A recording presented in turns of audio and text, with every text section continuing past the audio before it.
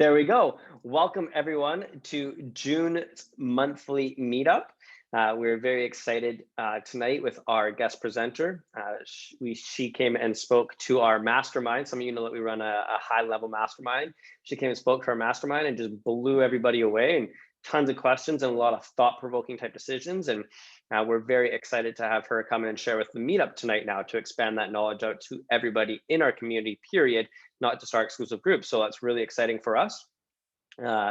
It's been a crazy, hectic month for us from last meetup to this meetup. Steve and I've been doing a lot of prep and a lot of work on a lot of things, but we're really excited to get connected with everyone again tonight, see some faces. And here in BC, we just open things up more. So we're able to start doing some more in-person events. So we're slowly looking towards what it would look like to host an in-person event again. So we don't have a date yet. We will still keep the virtual online meetup for definitely the meantime while we learn what this new world looks like. Whether we stay online 100%, whether we kind of do it quarterly or we do it monthly, we're not sure, but we are very excited to look to do an in-person event here. I would say probably before the end of summer. It might even just be a party. Steve and I like to hang out and get to know people. So we're looking at doing something fun. So I thought I'd just start with some good news, get everyone excited a little bit that if you are on Vancouver Island, we will be doing some sort of in-person event before the end of summer. Get that out of the way real quick. Tonight's agenda, gonna do our quick welcome hellos. I'm gonna share a little bit about just some different investing opportunities, some different ways to look at different types of investing, and just kind of get everyone's brain stimulated a little bit, thinking a little bit, and basically just here to warm you guys up for Limor, who will be coming in to speak. And she's gonna be doing a full presentation, a little bit of interaction with the group and myself. And it's gonna be a lot of fun, a lot of questions, and a lot of really good knowledge that she's gonna be bringing to the table. And welcome everyone. If you want to turn on your cameras, it's great as a presenter. That's one of the best things you can do, is even just be somewhat present. Showing yourself on a camera is a lot nicer than speaking to just a bunch of names on the screens. In the chat, you can tell us where you're from. And then the other thing you can do is change your name tag. A good example is if you got a project on the go, if you're looking to make a new friend, if you're doing something, you can make it, hey, my name is Randy, looking to make a new friend tonight. And then make that your name, and then somebody cruising around. Don't be afraid to look around for someone, open up the chat and send some private messages. Don't be afraid to message people, or go find them on Facebook and send them a message that says, hey, I saw you at the REINVESTORS meetup and your name said X, Y, and Z. Would love to connect with you, would love to learn about what you got going on. This used to be our networking center when we were in person. Now we're still trying to make it our networking center online, and using your name tag is the best way to do that. If you don't know how to change it, if you go to your name, there's 2 blue squares. You click the 3 little dots and click rename, and then you can enter whatever name you want in there. So do that, set it for whatever you want, even if it's just happy to be here. Put something creative in there and draw some attention for people in the room. Who are the REINVESTORS? I saw quite a few that signed up. This is your first meetup. You might not know exactly who we are. We do this every month, so sorry if it becomes a bit of a repeat, but we do have quite a bit of new people every month, so we like to just introduce ourselves quickly. I am Randy. My business partner Steve is on this call, and our 2 amazing partners or employees are Megan and Jay on this call as well, if you guys want to give a little wave. So we are the team of the REINVESTORS. We've been running this monthly meetup for over 5 years now. We just had our 5-year anniversary in May. We have an online community in Facebook of over 1,200 investors that are chatting different deals and doing different things. We've done everything from running 2-day workshops, the Real Estate Investment Expo. We've done some mentorships and now running a mastermind.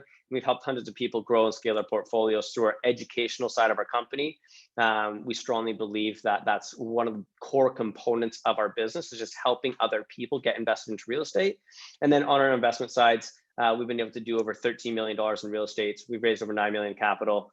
We've worked with quite a few investors, and we've done various different types of deals along the way. And this is just to kind of let you guys know who we are and why we're able to stand at the front of the room and be able to have these kinds of presentations, because we have been in the industry for a little while now and have learned a trick or two. one of the biggest things for us is go big to give big. If you followed us for more than half a minute, you know that our big philosophy is all around, we want to learn how we can make a ton of money, but then also how we can use that to give back. And so that is our go big to give big mission. So we can go, well, we're inspiring others to go bigger with their dreams and goals so they can give bigger with their profit. So we believe in using capitalism to do socialistic work. So the more money Steve and I make, the bigger impact we can have on us. And we do that by, if you guys knew, we donated 100% of the profit that we ran from our in-person monthly meetups to Kids for Victoria, and have been able to write them some really cool checks over the years. And we'll be getting back to that pretty soon. We just wrote them a check for a little swag donation, and we're doing a few other little things. So we're still trying to find our ways to continuously use our brand and leverage to still give back inside our stuff. So our mission statement is we want to financially educate 1 million people and inspire them to invest in real estate so they can start living a more fulfilled life. And we do this every single month. So coming up, next meetup is going to be on July 20th. And we are going to do a little bit of a different setup this time. Steve and I are going to do an AMA, Ask Me Anything. So we're going to just open up our doors to any of you that want to ask questions, that want to connect with us. Maybe even having a burning desire to understand how we went from our first joint venture property to our second. Maybe you want to learn how we're raising capital. Maybe you have a question about how your deal is looking and if it's a good deal for you to buy, or how to do things in the market. We want to answer some of your questions and just make more interaction with the group. How can we help and support you with what you're dealing with today? So that'll be our meetup next month. It'll be very, very awesome. Great community collaboration and a lot of growth. And with that, I'm just going to quickly jump into a few different ways to look into investing in real estate. So I'm going to stop sharing for 1 second so I can see y'all's pretty faces. How many of you have invested in a real estate thing before? Just wave your hand, do something, give me something. A good chunk of people have done some real estate investments. Perfect. Well, if you don't know the different ways to invest in real estate, it's not just one way. There's multiple different ways. I'm just going to show you 3 of the many. Again, I'm just trying to get you guys stimulated and excited about Limor. She's got some crazy good content and want to make sure you're not sleeping on it. So let's just get you guys fired up. So a few of the different ways that you can invest in real estate. One of them is development. That's what Steve and I have been heavily focused on lately. You can do joint venture partnerships or investing in multifamily buildings, or you can do some private mortgage lending, which I know Limor is going to talk quite a bit on tonight. So the simple way to go through the process is starting with the private mortgage lending. You get a little bit smaller returns. Usually you're seeing between 6 and 12%. As you can see on the risk factor there, it's a little bit lower risk because you're secured on title, typically shorter terms. There's no upside growth. You're on a fixed rate.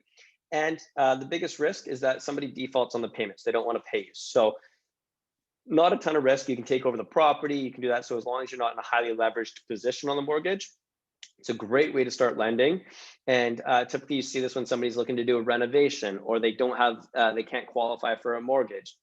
So you'll see a lot of people that are a little bit less risky. Maybe they're looking for just kind of some secure money as opposed to putting it in the bank. They want to just start getting a decent return on it, but in a little bit more secured spot. You'll see them in the private lending space, and a lot of opportunities out there for this kind of investment. And just to show you guys a little example, because I know what does that mean? This is just a very, very simple mortgage term that we've used in the past for some of our private lending. It's as simple as this. We send this to our lawyer, and then they go and just secure the mortgage on title. So it's a very simple process, very easy, very few things in there. It's just getting to the point and getting it off to the lawyer, and they'll do that for us. So pretty simple, easy type transaction. And I know Limor is going to touch quite a bit on that tonight, so I don't want to get too deep into it. Then you start getting into the passive joint venture or multifamily space. So investing into a multifamily building where there's tenants in it, or doing a 50-50 joint venture partnership. Sometimes you see a little bit higher returns. You should be seeing between the 15 and 20% typically. A lot of the times you see yourself on title, or you're part of the partnership. Medium to long term. So typically in these plays, you're looking for a little bit longer term. You want to see the appreciation of the property, doing some tenant turnovers, You're just waiting for some of that growth to come into the property. Normally long-term holds. Typically, this includes some sort of cash flow type form, whereas when we get into development, you might not see as much of that. And your biggest risk in this one is just market timing. If you have to sell the property, or if you ride the property and all of a sudden you're down in a lull for a year or two. But if you have a 10-year vision with your property, everybody knows if you hold your property for 10 years, you're going to make money. That's just statistically what's proven across the board, because real estate is cyclical. So we thought until this year. But we are seeing that if you hold your properties for 10 years, you should make money.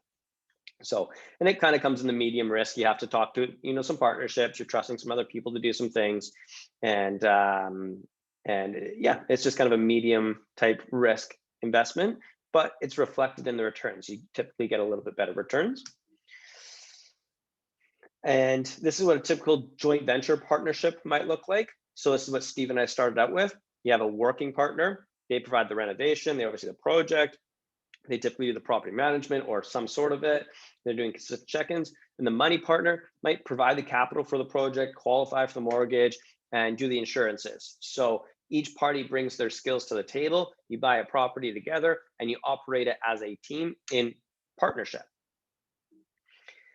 When we start looking into some more multifamily type joint venture or limited partnerships, you might find that the working partner is more structured on putting more time into finding that deal. It's a bigger project, doing bigger due diligence, managing the teams a little bit more. So now they're not just on the project doing the renovations, but they're managing the project managers. They're managing the property managers. They're overseeing everything that's going on with all the finances and operations. They're taking care of a lot more day-to-day tasks, so a bigger project.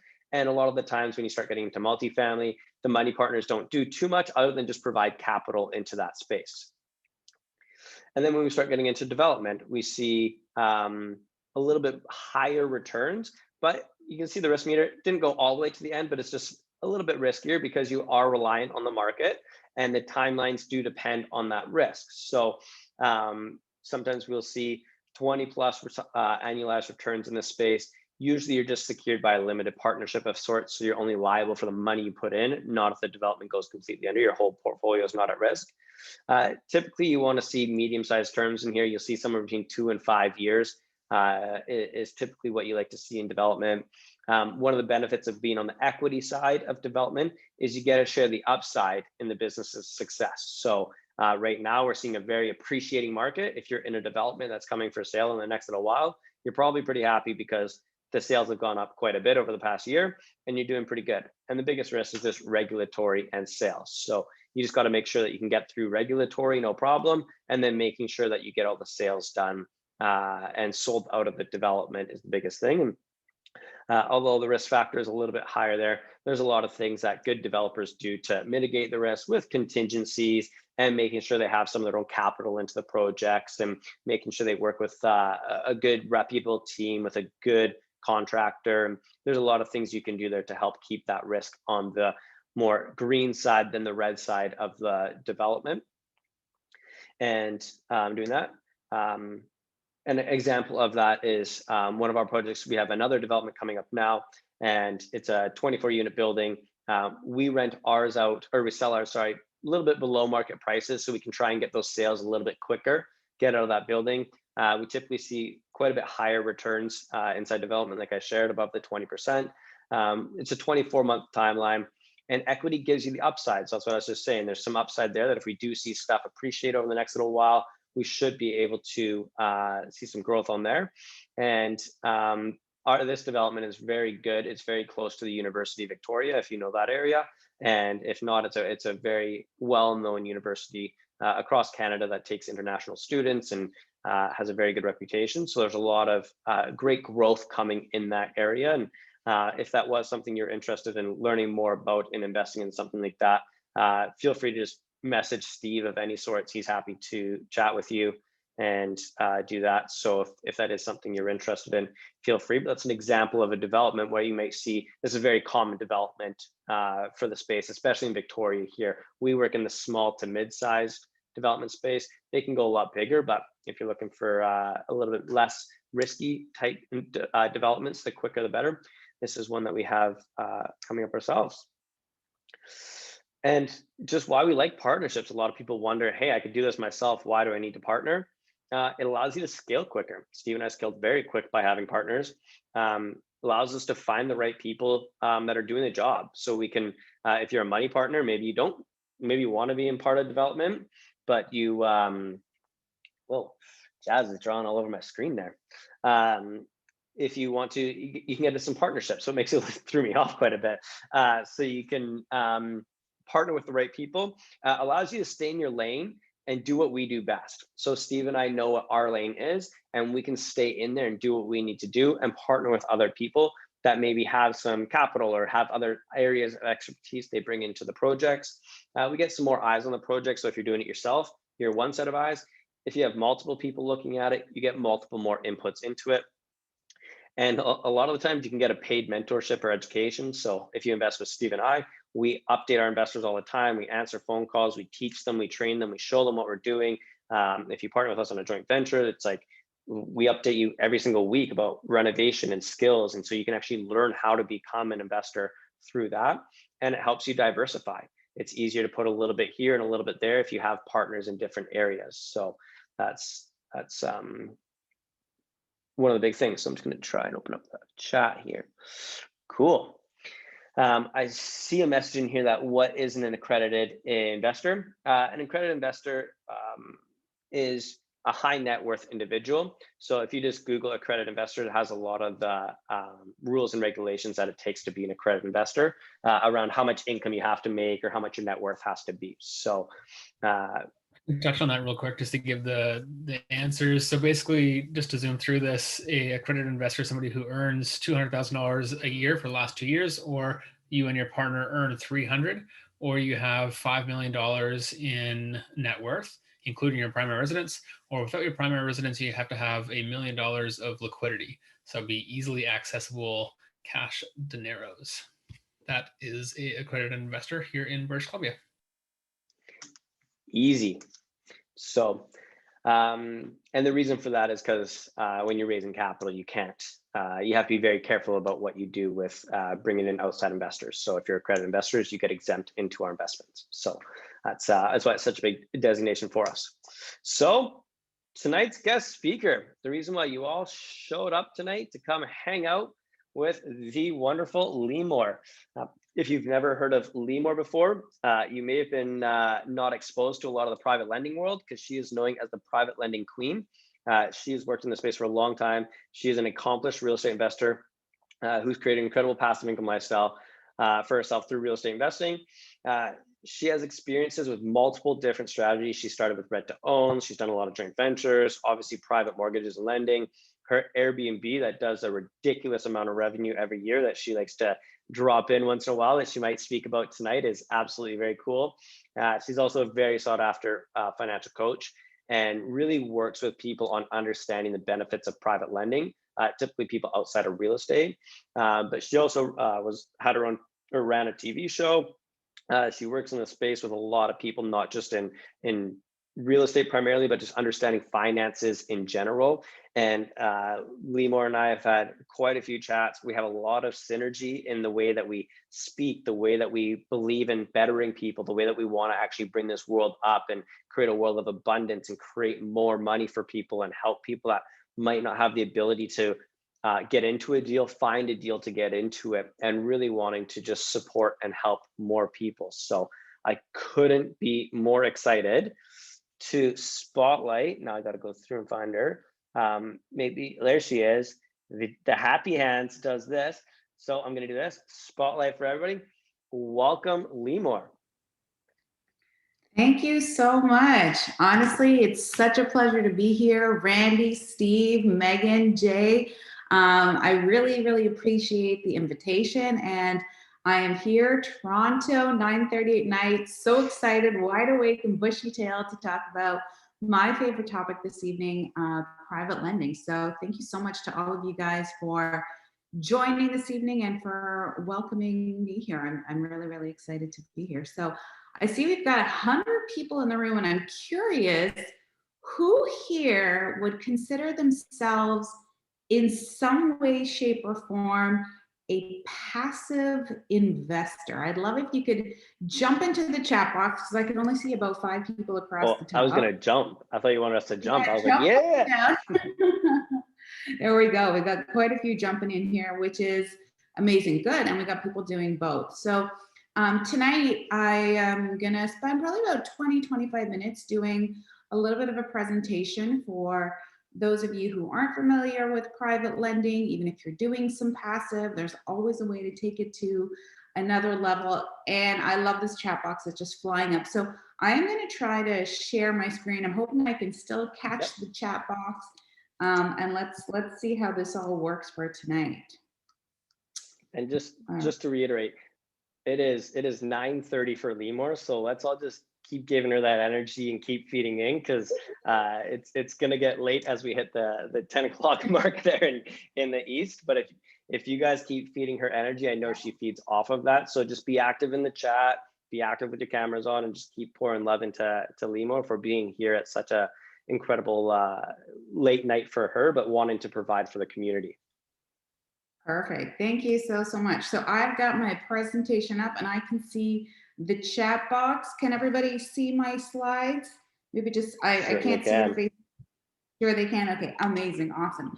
So tonight, what I'm really excited to chat with you guys about is really growing your wealth exponentially through private lending. And as Randy alluded to, when I began my real estate investing journey, gosh, just over 9 years ago at this point, I was so pumped. I was so motivated. I wanted to be able to grow my portfolio exponentially. I wanted to be able to do as many strategies as I possibly could. And I'm sure some of you guys in here, when you were getting started, or if you are getting started, you're just trying to like literally drink from the fire hose as much as you can possibly learn. And when I jumped in, I just wanted to try everything. So as Randy alluded to, I basically got my hands on as many courses and books as I possibly could, and really got started sampling from the real estate buffet, which is really like what I like to call it now, really having had an opportunity to go into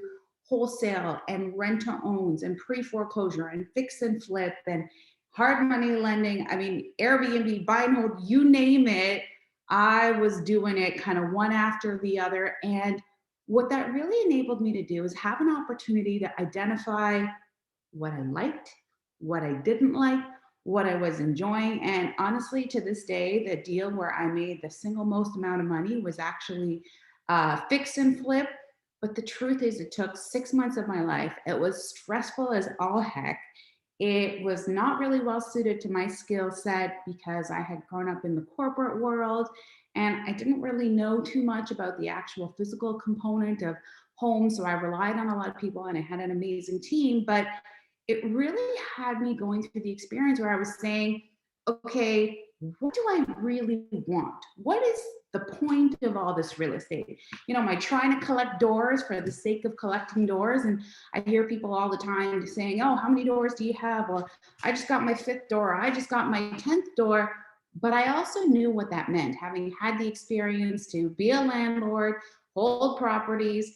It wasn't necessarily all that sexy. And so as I continued through being a real estate investor and sampling, I identified for myself what are the 4 key things that I really ideally wanted to look for in a real estate investment. And I can see the chat box. So as I go through this, I'd love if you guys could let me know if you resonate with any of these, if they identify for you. But the first one is I wanted to have strong return on my money. Like if I was going to use all those corporate dollars that I'd use, all those many years that I'd been saving, I wanted my money to work. Number one, really, really hard for me. Number 2, I wanted to ensure that I had significant security. So yes, I get it in real estate. Not every deal works out exactly the way that we want it to, but sometimes when it goes sideways, you lose money. And in complete transparency, that happened to me and I got some bumps and bruises along the way. And that was some of the decisions as to why certain strategies that I was testing or were popular or were super trendy, you know, they didn't end up working out for me long term. So I definitely wanted to have some significant security. I also wanted to have consistent cash flow, money coming on a regular basis, because ultimately I was able to leave my corporate job replacing my six-figure income in 2.5 years, which was really, really quick by real estate investing standards. But I could only do that if I had consistent cash flow. And then the real big kicker of what I knew that I wanted as time went on is I wanted my investments to be really passive, because ultimately at the end of the day, while there were some opportunities that I had that were a ton of fun and I really enjoyed them, that was great. But as I started to think about how I want my life to unfold, what I want to be able to be doing, I really began building a brand that I loved, educating other people, teaching real estate investing across the country. I identified that those were the things that I really wanted to do. So, Melissa and Lena, you guys, 100%, Dennis and Jen, this is what I netted out saying was the most important thing for me. I wanted a strong ROI, a lot of security, consistent cash flow, and I quite honestly just wanted my time back and didn't think there was anything wrong with that. And so what I realized is that private lending was the number one strategy that enabled me to be able to achieve all of those objectives. And in complete transparency, the second deal that I ever did was a private lending opportunity, because some of you guys may be able to identify with this, but back in the day when I worked in the corporate world, in the banking industry, actually, I'll take you back even further. When I first started working in the banking industry and I was all of like 21, 22, and I got my first paycheck, my dad sat me down and he was like, Limor, I know you're all excited about your new career and you've got your big girl pants on now, but I have to tell you, one day in the very far distant future, you're going to want to retire. And the way to do that is by putting money in RSPs.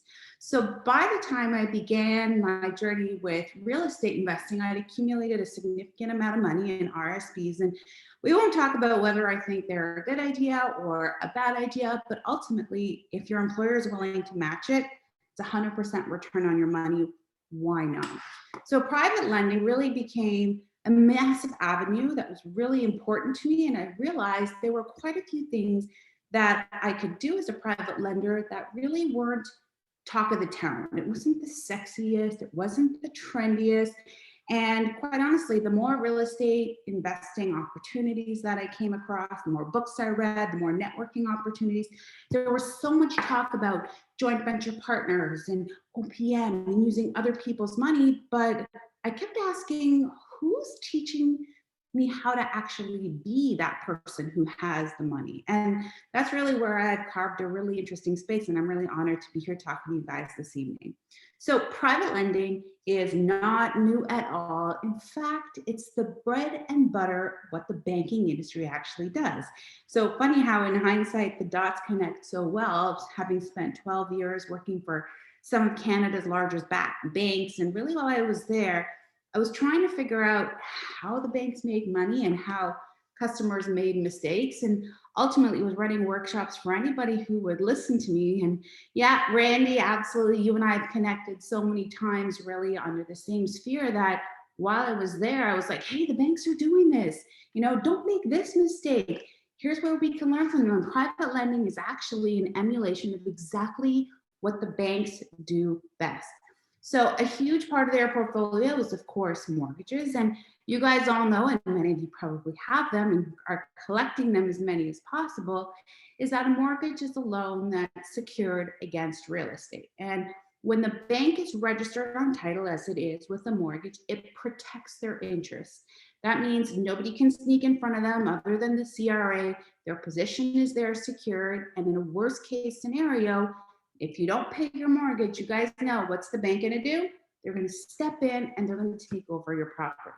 Now, we can learn a lot from the banking industry when we're looking at private lending, is that when they're registered on title, and you guys probably know this, when you go out and you buy a property that you're going to rent out, the bank says to you, well, you better have 20% down payment. You better have skin in the game, because the bank will typically provide no more than an 80% loan to value And for us as private lenders, we're going to take some of the bank's best practices and implement them so that we can do it as successfully as they do as well. Now, here's the interesting thing about private lending specifically. And Randy, it's pretty cool that you had that chart or that little like wand or meter at the start of today's presentation talking about risk and also reward. And here's the interesting thing about private lending. And actually a couple of years back, I was at Wealth Mastery that Tony Robbins was running. And he was actually even talking about private lending, which completely blew my mind. But the thing with private lending is it's one of those opportunities that as we take on more risk, or as we're supposedly getting higher returns, we're not actually taking on a symmetrical risk reward. We're not taking on more risk than we are getting in a reward. So often, and you guys may know in your previous lives, or if you've worked with the financial planner before, sometimes you'll go there and they used to show me those kind of like little bars. So if you want to make this much return, you have to willing to take this much risk. If you want to make this much return, you got to take on this much risk, and so on and so forth. But with private lending, and I know Randy, you mentioned that typically you see, and maybe this is a little bit more in BC, returns from 6 to 12%. There are some deals floating around at the 6, 7, or even 8% return. But inside the world of private lending, specifically where a lot of private lenders are working together and building a community, I would say that the returns that you can expect to see very fairly and conservatively range between a 9 to 15% return. I know a lot of private lenders who are making 12, 13, 14, 15% return. And you're still not necessarily taking on massive loan to value risk associated with the opportunity. So it's pretty cool to be able to have that additional return without taking on crazy risk and really worrying that you're going to lose your shirt. So I want to share with you guys a couple of advantages. As a private lender, your investment is actually quite predictable. So if you've got a mortgage and it's with one of the big banks, you know every single month how much money you owe them on that particular mortgage. And when you're a private lender, you know exactly how much you're going to achieve every single month. And yeah, Megan, you're definitely going to be getting double-digit returns, like I said. I'm very confident in C rates all the time between 9 and 15%. In fact, there was a gentleman who sent me a deal today. It was an 80% loan to value, second mortgage, 7%. And I kind of appeased him. So I picked up the phone and I called him and I was like, if I send this to any of my lenders, they are going to laugh at you. I'm like, if you redo the deal at 10%, then somebody may be able to take it on, but otherwise it can be really challenging. Now, here's the thing. When you're doing private lending, each and every one of you are in control as to how much risk you take on. It's not like you're buying stock. It's not like you're buying something that's the same as everybody else. Every single deal is distinctly different.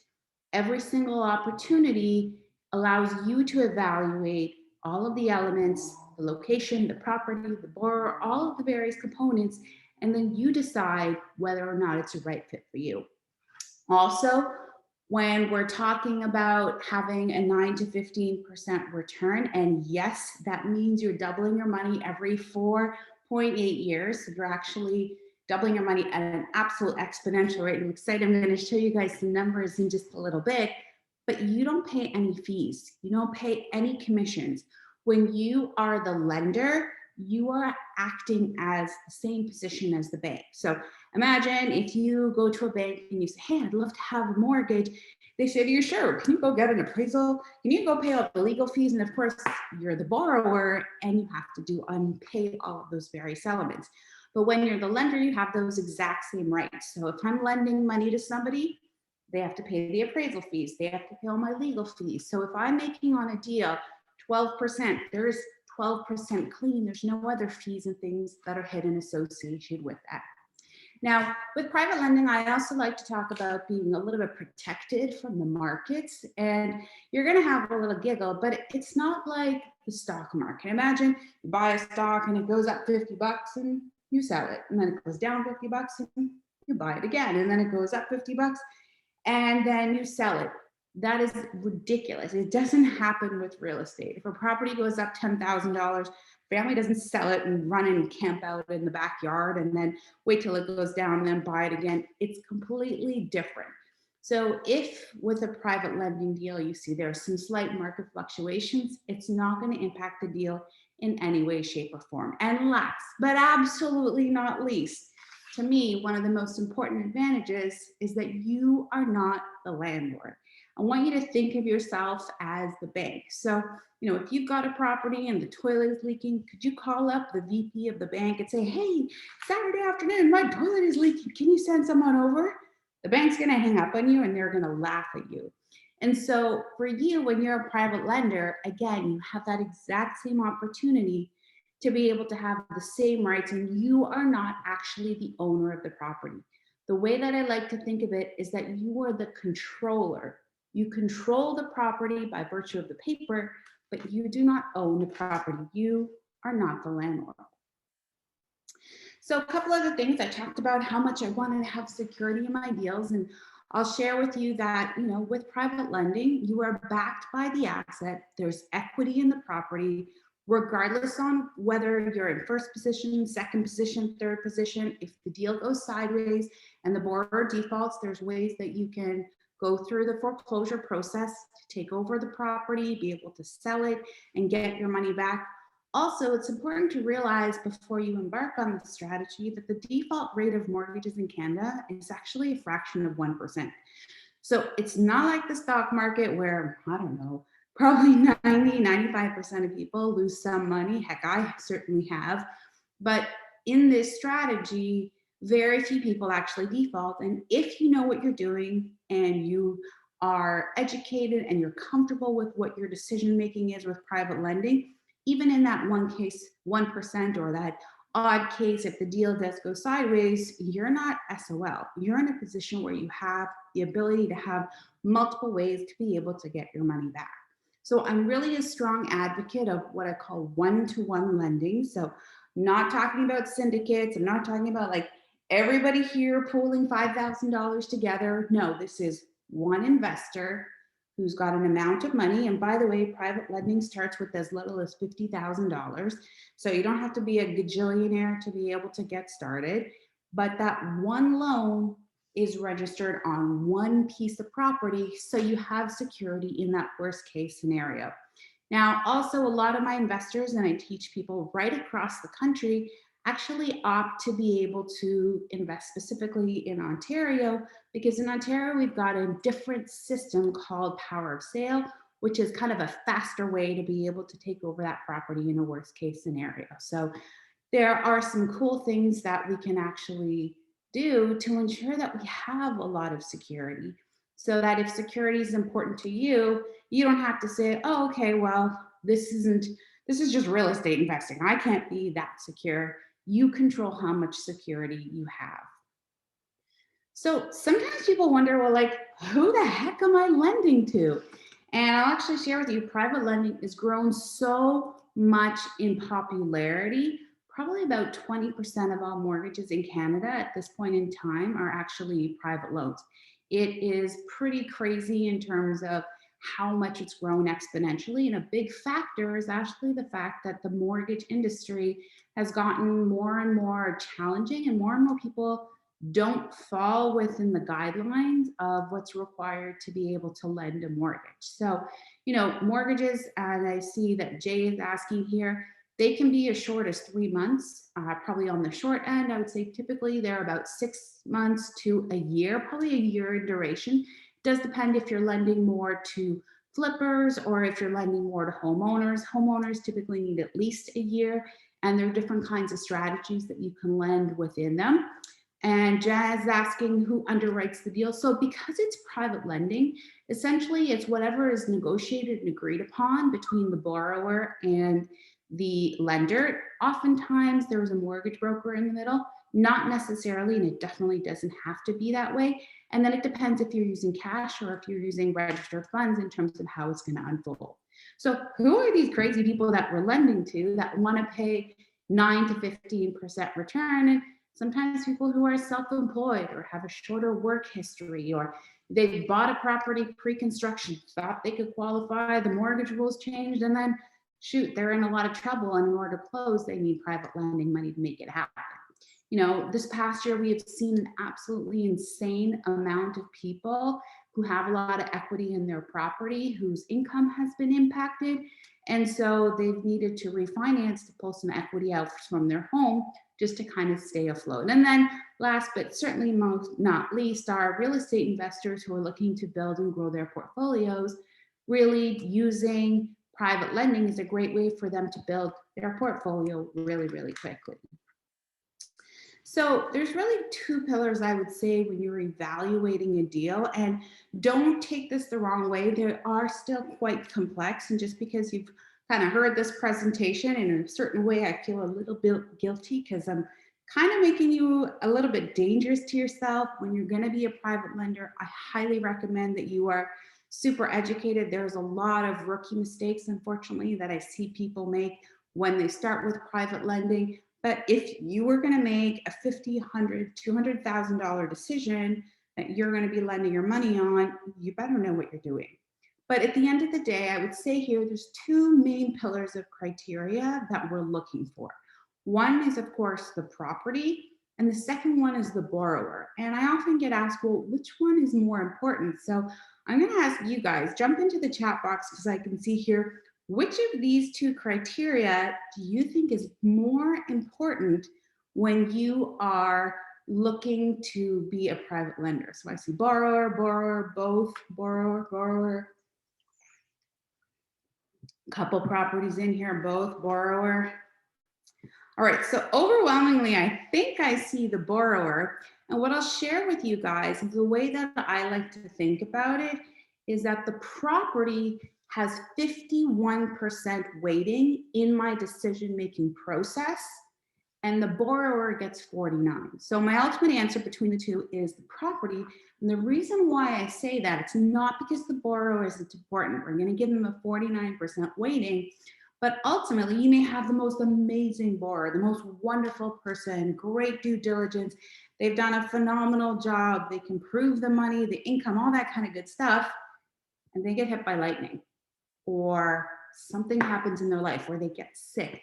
As a result of that, for you as the lender, the recourse, the way you're going to get your money back is always going to be the property. So we're going to put just a little bit more weighting in our decision-making criteria on the property itself, because that's going to be your fail-safe and that's going to be your backup.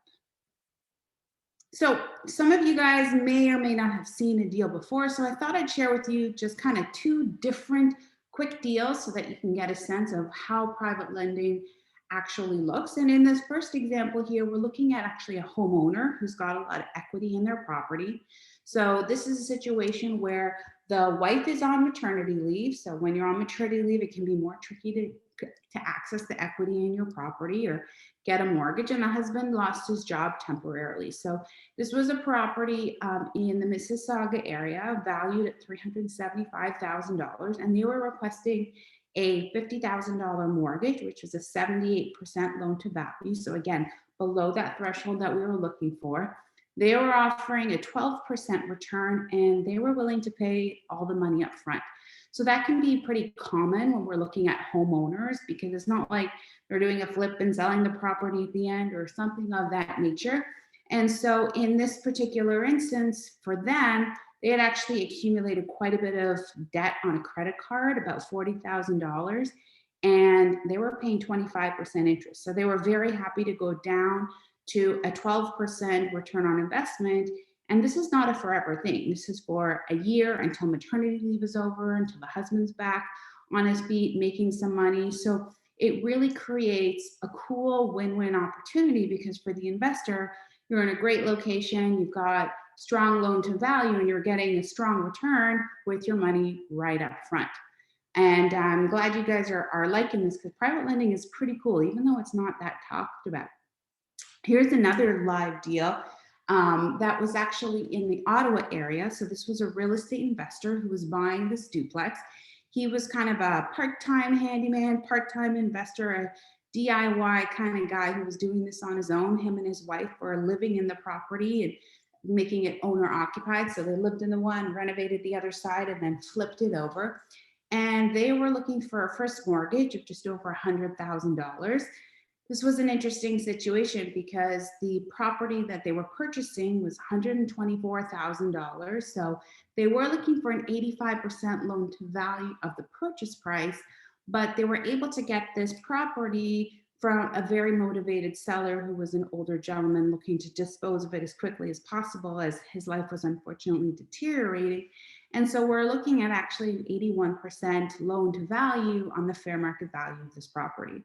So they were willing to pay 10% return, and they were making payments on a monthly basis. Again, another really strong deal, but very different. So you can be in first position, you could be in second position if you wanted to, and the deal was right. We've been seeing a few deals that are strong in a third position. And some private lending deals are going to get paid up front, like the first scenario with the homeowner. Sometimes you get paid on a monthly basis. Sometimes you get paid in the end, as is more common with maybe someone who's borrowing the money to be able to do a flip. But there's lots of different opportunities. And just because somebody needs private money at a high interest rate doesn't necessarily mean that it's risky, and doesn't necessarily mean that it's a poor deal. So what's really cool about private lending, and this is where I find that there's not very much knowledge or unfortunately any discussion, is that we can actually lend private money from inside of our tax sheltered accounts. So, you know, that RSP that my dad made me put my money into right when I got my first paycheck, that started building and building and building. And then the other cool opportunity that's probably even cooler in my opinion is this really convoluted account that's hard to understand what to actually do with. And yes, I see some people jumping into the tax. I'm getting excited. Jumping into the chat box, that tax-free savings account, the TFSA, which is honestly magic. Because what most people don't realize is when you take money, you put it into your tax-free savings account.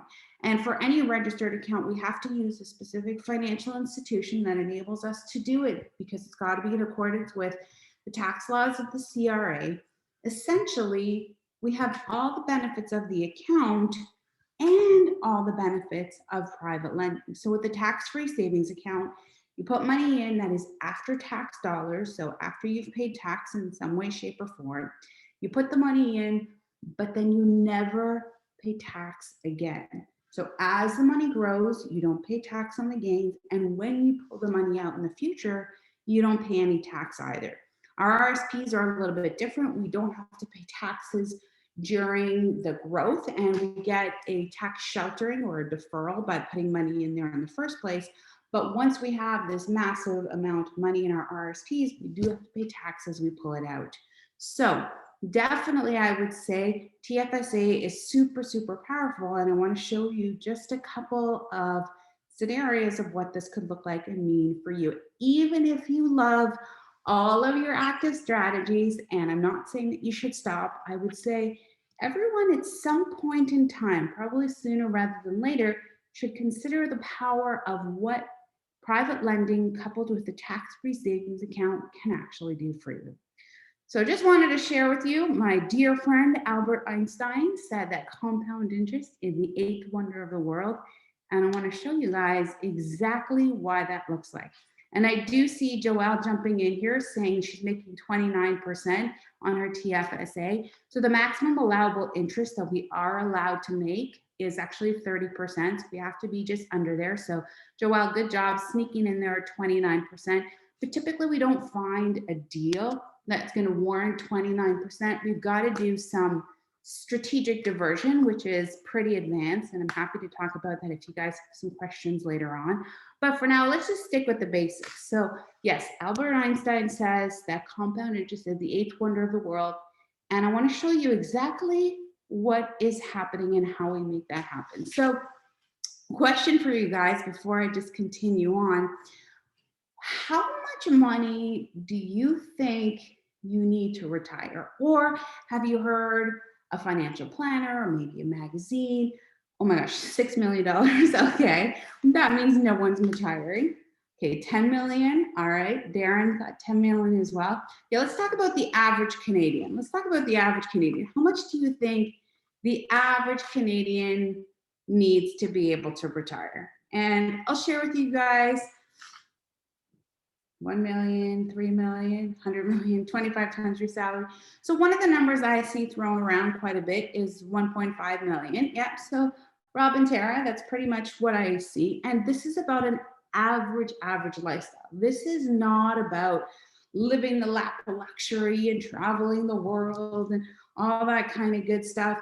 And the truth is, like, how's it going for most people to save $1.5 million? Not all that good. It's not so easy. So one of the ways that we can do it is, of course, investing our way there. And I want to show you what that looks like. So we've got this wonderful couple, Megan and Ike. I don't know if you guys have ever met them before, but they're pretty cool. And you know, they're a young couple in maybe their 20s or their 30s, and you know, they're trying to figure out what are some of the options for them if they want to be able to retire at some point in the future. Now they're so happy and they're having a good old time, but they have bigger plans of what are some of the things that they want to be able to do in their future. So in a conversation, sharing with you guys and sharing, I guess, with them that the tax-free savings account contribution room per person this year, if you count all the contribution room that you've had for years prior, whether or not you've used it, that space is available to you now. And that is per person, it's $75,500. So if they were essentially, let's just say age 45 years old, they're way younger than that. So like, don't even give it a second thought. But let's just say that they're 45 years old and that their goal is to retire at 65, okay? So they've got 20 years of savings ahead of them, and they've got together across their two tax-free savings account, $151,000, okay? And every year they're each contributing about $5,000. And yes, I know it fluctuates, but let's just kind of go with it. And they're working with a financial planner, and they're making maybe 7% in their portfolio after all their MER fees and everything else. Only 4% is what they get in their return. At the end of that 20-year horizon, well, they're going to have $640,000. What do you do? They're not getting anywhere near retirement at that point in time or with that kind of opportunity. So let's take a look if they had gone the route of private lending instead. So still 45, 20 years ahead of them, and they're starting with $151,000 only. They're contributing every single year, each of them $5,000. And we're using a conservative 10% return. Now, we know Joelle was just talking about getting 29% in her TFSA, but again, starting here with the basics, with 10% return on investment over that 20-year window, they're going to have $1.6 million in their TFSA. Now, that is more than the 1.5 million, but actually here's what's cooler than that. When you are often working with a traditional financial planner, their goal is to have you have the most amount of money or assets at age 65, and then it starts to be depleted, and you just want to hope that you don't outlive the money that you have. But even if they continue with private lending at that point in time, upon their retirement, they will still earn $164,000 in interest completely tax-free. And they can get $160,000 tax-free every year for the rest of their lives, and they're not actually even depleting their principal. So starting right now with just $151,000 and committing that they're going to add their $5,000 each year, and they're going to continue to invest, at the end of the opportunity, if they define it as 20 years and just a 10% return, they are going to have $160,000 tax-free every year for the rest of their lives. That's like over $300,000. How many doors do you need to have to ensure that you have $300,000 every single year? That's a lot of doors. So let me keep going here because I want to show you the next investment. And Eunice, I'm going to get back to you because that's a great question here. So what happens if this beautiful young couple actually are a little bit younger. So they're 35. I know they're way younger than that. So Megan, I don't mean to insult you here, but let's just say, for example, that you're 35 years old and you've got a 30-year window. And here's the kicker, guys, is that every single one of us here in this room, you may be younger, you may be older, we all have at least a 20-year window. In fact, probably most of us here have a 30 or 40-year window, regardless of what age we're at. So don't get hung up on the age.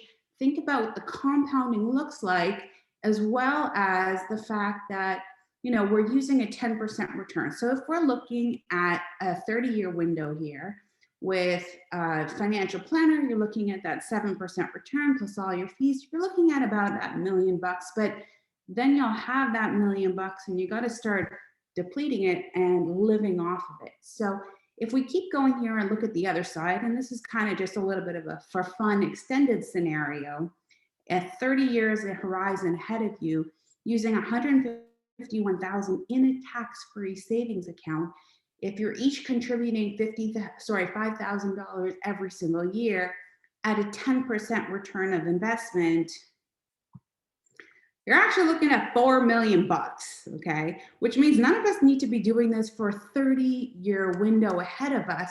And this is also using a conservative 10% return. So in this scenario, upon retirement, both Megan and Mike together will earn $400,000 plus every year, completely tax-free, and they'll never have to deplete their initial principal. So they want to create a beautiful legacy for their kids, for their family, whatever it is that they want to do.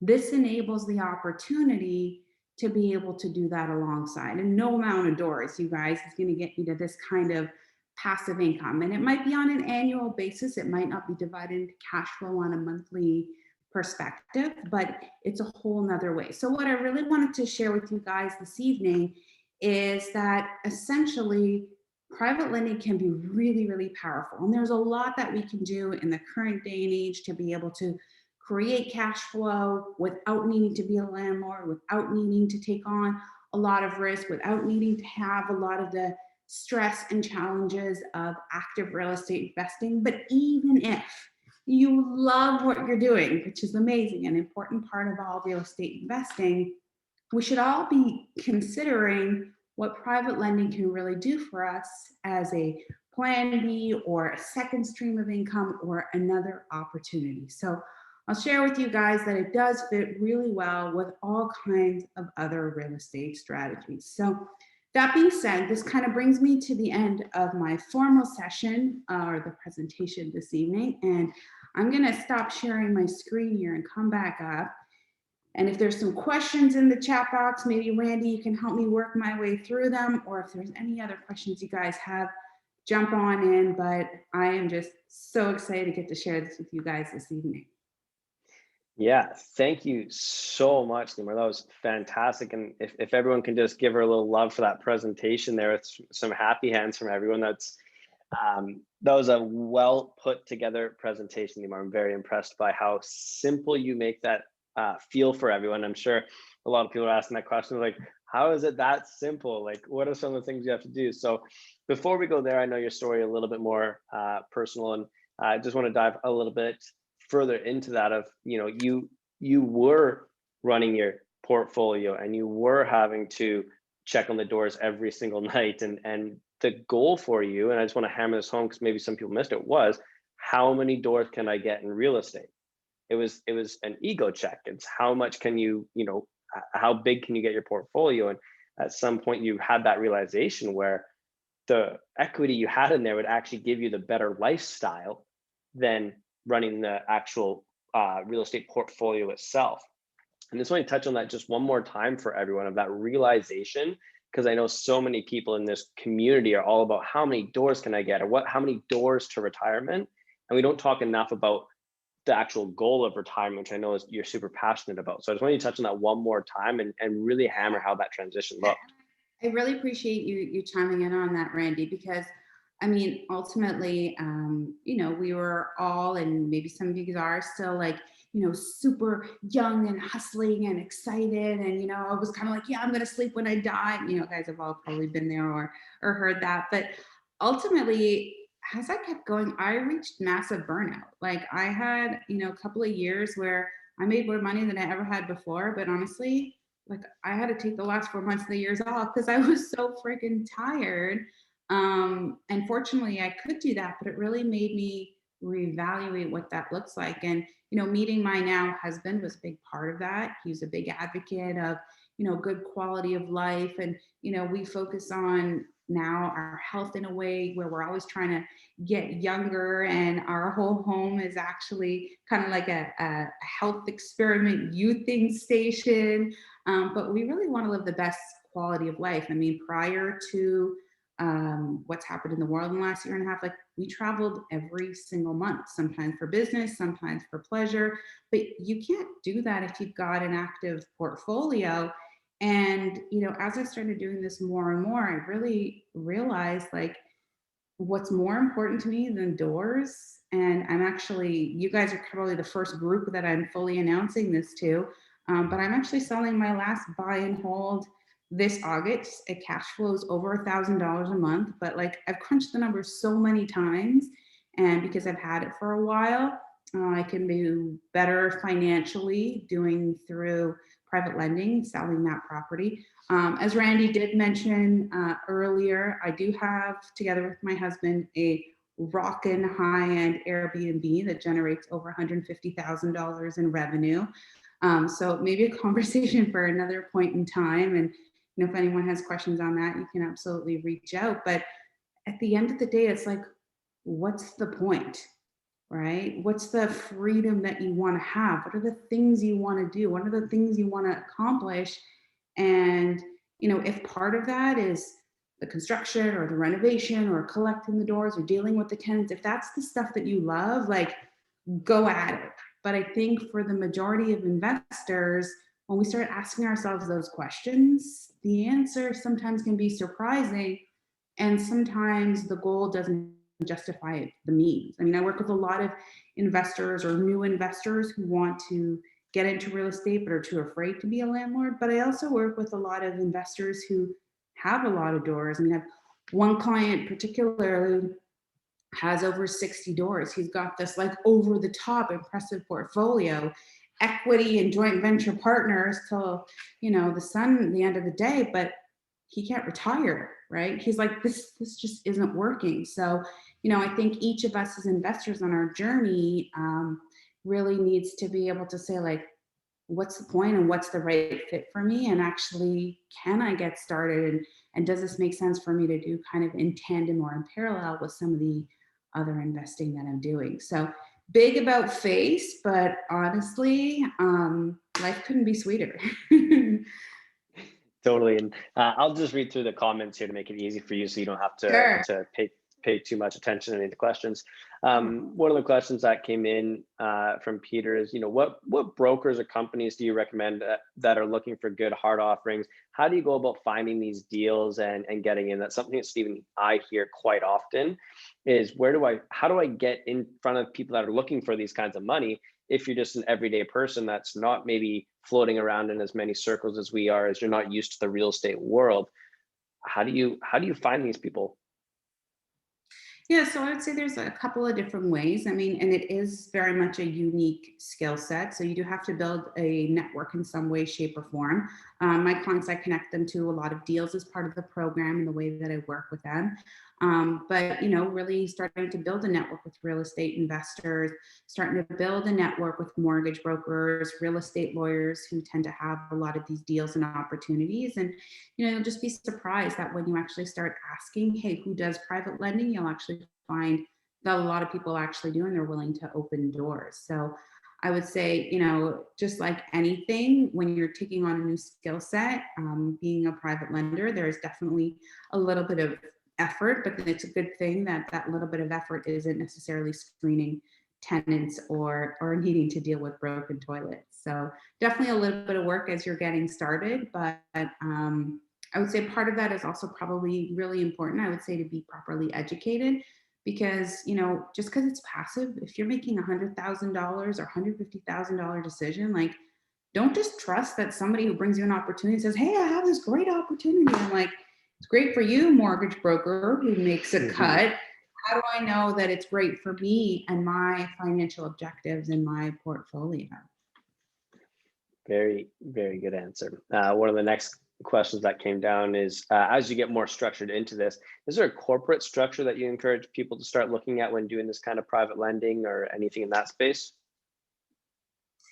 So typically I don't encourage a corporate structure unless one is already in existence, because the best way to structure this is actually through tax-free savings accounts and RSPs that we already have.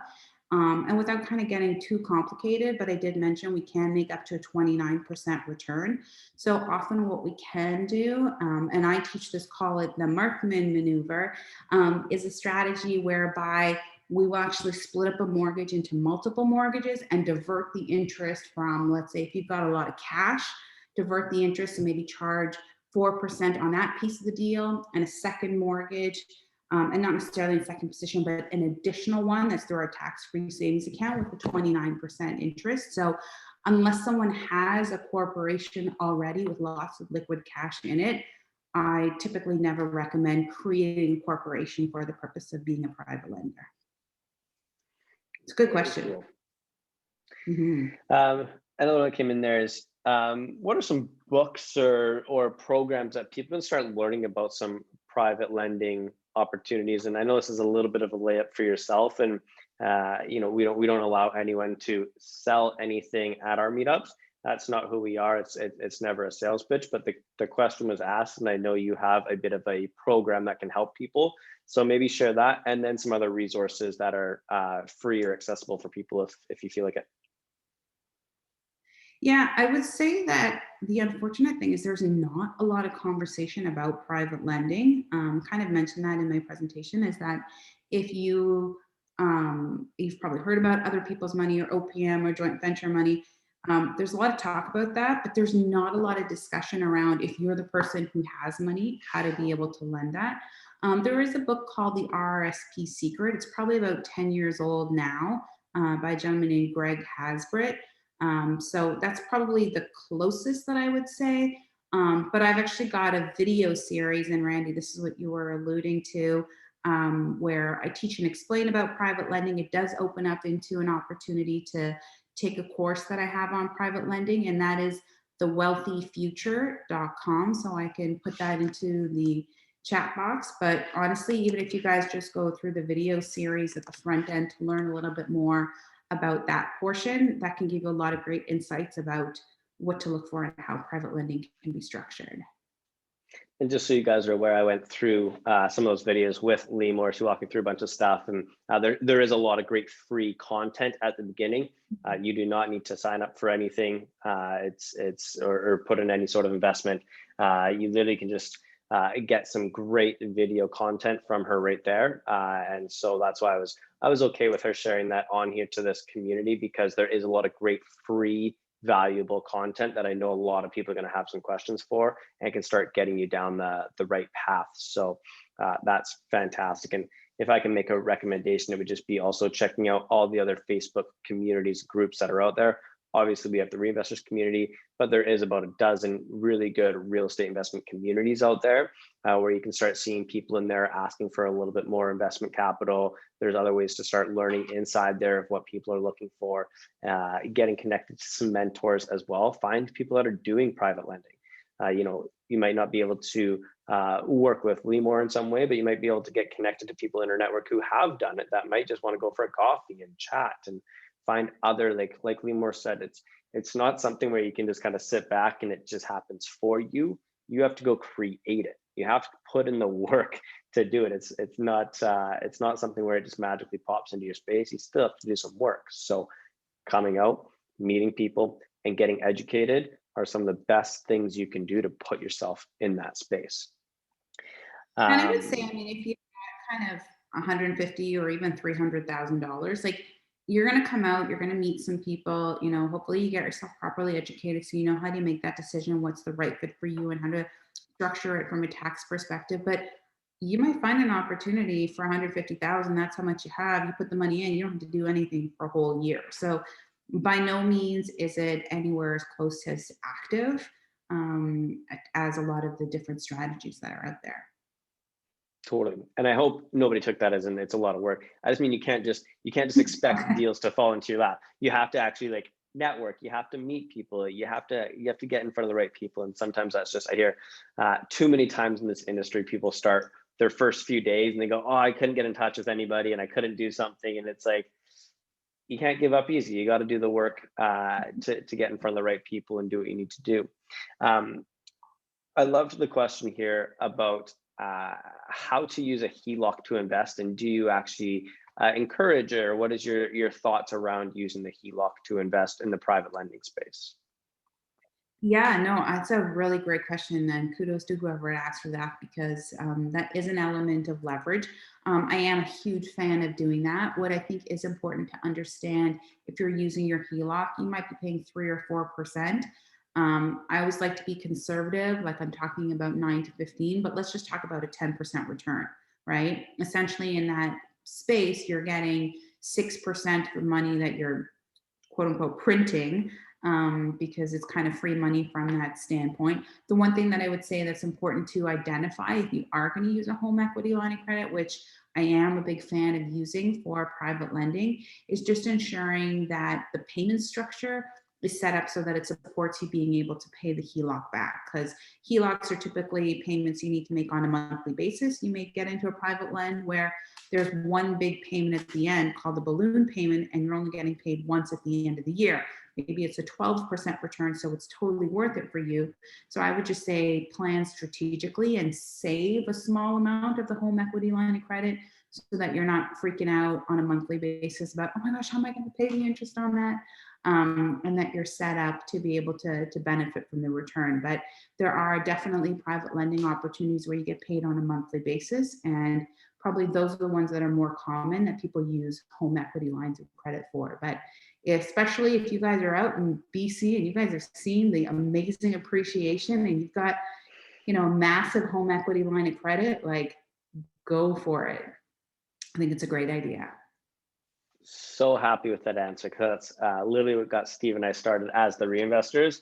Was we call it unlocking your dead money, because you're sitting a lot of people are sitting on paying their house off and they have $500,000-$600,000 of dead money, now $1 million of dead money, and you lose that in inflation. So if it's not, even if the money's in your home, you're losing that ability to invest it to inflation. And so I loved that answer, because that's why Steve and I started with all of our partners, was getting them to teaching them and walking them through how to refinance the equity out of their home and investing it.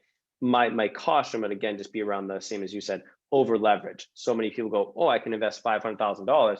We don't like to encourage people to leverage right up to the top to do that, because you do want to diversify and make sure you're doing a few different things. So I'm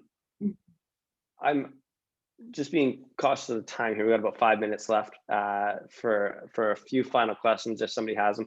And by the way, guys, I'm kind of avoiding a lot of the legal and accounting type questions that are coming in to save Limor the hassle of kind of saying, hey, it's check with your accountant and check with the people. So I don't know if you're comfortable answering any of that stuff, but I just kind of try and stay to your lane as best you can. And the one that is just right there by Christine, I don't know if you can answer that or not, but. Tax tips for doing private lending in your business income. So I would just say that the main thing that we want to do, Christine, is we want to be able to split up mortgages so that we're always earning our money in the place that's most tax efficient. So if I had to kind of rank order it, you're going to start your TFSA, you're never paying tax, not on the gains, not in the future. Next one is going to be your RSPs. Of course, any of the other registered funds as well. I do have some clients that have a lot of money in inside their corporations from businesses that have done well or real estate that has done well. Again, same type of thing. Wherever possible, we want to try to divert some of that interest. And it's just kind of a smart tactical move where not only are we really making as high of a return as possible, that we're also keeping as much money as possible. So as kind of a general rule of thumb, that's kind of how I would really talk about it more. I did see a question someone asked me if I'm still doing rent to owns. That's my second favorite. I don't want to bombard and go over this evening. We're really just focusing on private lending here, but Rent to owns, I'm also a huge fan of. I would say it's my strategy number 2, also because it has passive income, very strong cash flow as well. And that's a big possibility for people who have money in their home equity line of credit. Very smart. And then, a great question here that came in from Rudolph. That's, again, you kind of touched on it earlier, but just the due diligence side of things. If somebody wanted to do their own private lending, I know you went through it, but just recap a little bit of what are the few things that you do like to do for due diligence on both sides? You said, you're a little bit on the person and a little bit on the deal. Maybe just touch on the 2 or 3 main criteria for you, other than loan to value and interest rate kind of things of that. Like, what are some of the other due diligences that you actually do on the properties? For sure. Rudolph, that's a really great question. So on the property side, the first thing we want to have a very, very good understanding is what is, the true value of the property. Because remember, in that worst case scenario, if a property ever does default, if you were just like, oh, it's okay, I just got a letter of opinion from a realtor, and they could be a great realtor, I'm not knocking them, or if you're looking at a purview report, or you're using some comparables, but you don't actually have a proper full appraisal, you could be in jeopardy. You also want to understand kind of the condition of the property. So, is it below the average price in that area? Are we going to have a good, easy time being able to sell it in a worst case scenario? You're going to want to start to think about, like, what is the best and highest use? Is this a property I'd actually like to have in my portfolio? You'll want to understand a little bit more about the provincial rules in terms of the duration, what that looks like. You could go through 2 different systems, one where ultimately you end up becoming the owner of the property, and that can be a lengthier process, but if the value is significantly there, that may be worthwhile for you. The other side of the coin is that you could go through a different type of process where essentially you take possession of the property solely for the purpose of selling it. So you can never become the owner in that avenue.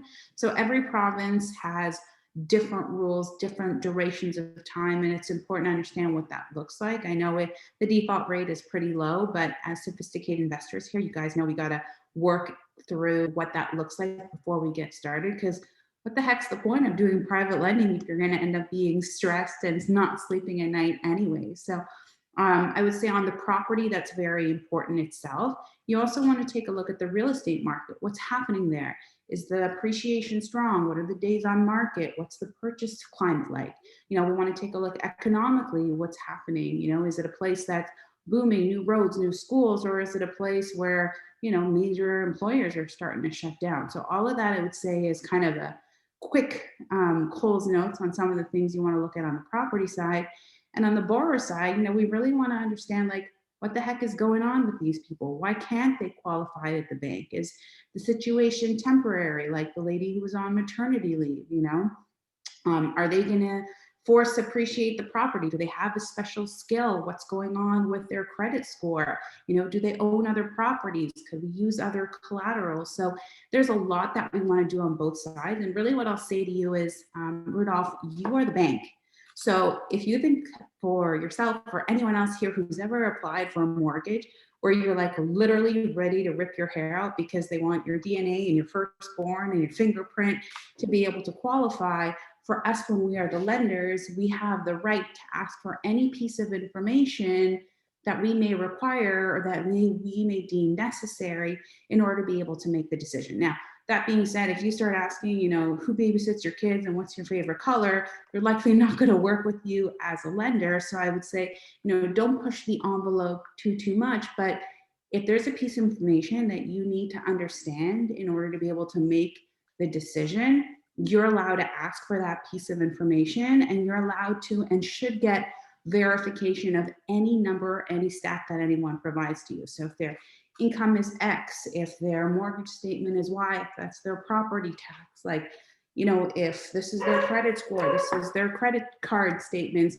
you can ask for any piece of information that validates the data that you've been provided so that you can be in a position to firmly say, yes, this makes sense, and no, it doesn't. Or maybe even a one step further, that's something I didn't talk about tonight yet, is, okay, this is a little bit more challenging or complex than I thought.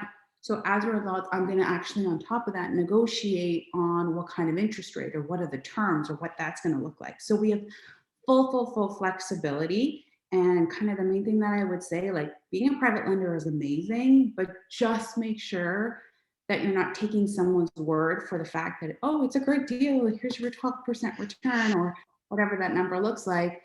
Just make sure that the deal is a good fit for you as a lender and that it meets your financial objectives. Awesome. There was a comment that came into me that just asked, how do you, the compounding effect, just so everyone's clear, and I'm sure Limor would say the same thing, is like your goal is aimed at trying to get the money working again. As soon as it comes back out, you do it again and again.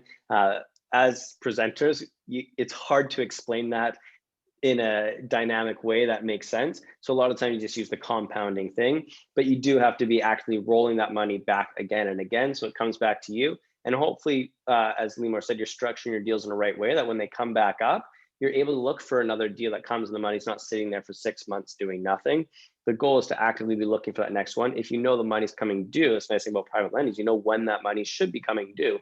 You can start looking for that next project. So great question. I'm glad you pulled that up. The other reason is that I used a 10%, because often you may find like, oh, I've got a great deal, it's making 12% return, but then I might have 1 month of downtime before I find the next deal. Is another reason why I like to use 10%, because if your money's not working for you for a month, it will all start to even out. But the other thing that you'll find as you become a more and more savvy lender, you actually tend to kind of get connected with repeat borrowers. So if I think many of you guys, real estate investors looking to grow your portfolio, you finish one deal and then you're like, I'm doing another one, and then I'm doing another one, which means, in many instances, I need more private money. So, as a lender, you get connected many times, not all of your portfolio, but some of it, with people who end up becoming repeat borrowers, and you build relationships with, and then you tend to have a little bit less downtime for your money as well. Wonderful. Well, I don't want to keep you. Oh, look at my screen doing some cool stuff there. I don't want to keep you guys any longer. I know it's getting to be fairly late over in Ontario for a lot of the people, and for yourself, Limor, you brought some serious energy for being pregnant and being over there and being late. So thank you so much, Limor. We really appreciate it. And for everyone, let's give Limor one more set of hands and say thank you very, very, very much. And we will, this is recorded, it'll be posted on YouTube, and we'll be thanking you forever for your awesome presentation. Put some love in the chats, give her a follow on Instagram, and just reach out to her if you can. So look at all that love coming in for you. There we go. Thank you so much. Really appreciate it. I want to see you guys. If you have any questions, feel free to reach out. Instagram is probably the best way to connect. And Randy, Jay, Steve, Megan, thank you so much for inviting me to join this evening. This was a lot of fun, and you've got a pretty rocking community here. So thanks for letting me be a part of this. Not bad. Thank you so much, and we'll hopefully be in touch with you again. And for those of you that are staying on, we have 2 winners for Starbucks gift cards tonight. If you are able to hang out and stay on, I'm going to end the recording now, but stay on as we announce our winners here.